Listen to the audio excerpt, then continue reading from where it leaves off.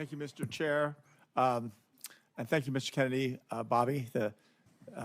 We share a mutual oldest best friend, and I respect that affection that you have for him very, very much.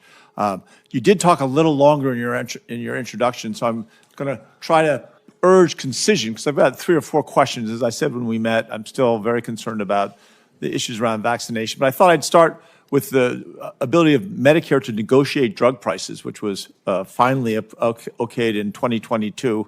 We'll save Medicare plan $100 billion in the next 10 years, probably $1.5 billion out of consumers' pockets, Medicare patients, in just 2026 alone. Yesterday, you said that the Trump administration had issued a statement to lowering the cost of prescription drugs and continuing the negotiation program.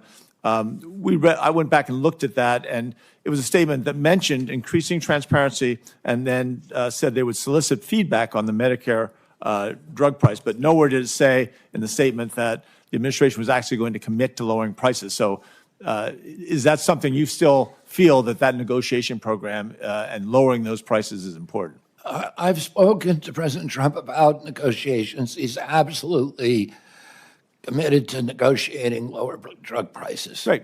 I appreciate that. You've also spoken much on the need to focus on prevention of chronic disease, which I think everyone shares. The MAHA movement is alive in Colorado as well as everywhere else.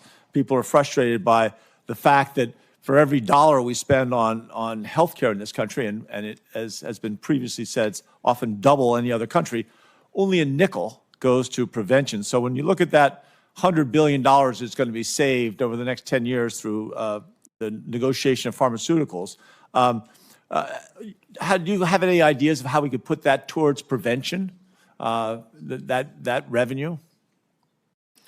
Well, that's a really good question, Senator Hickenlooper.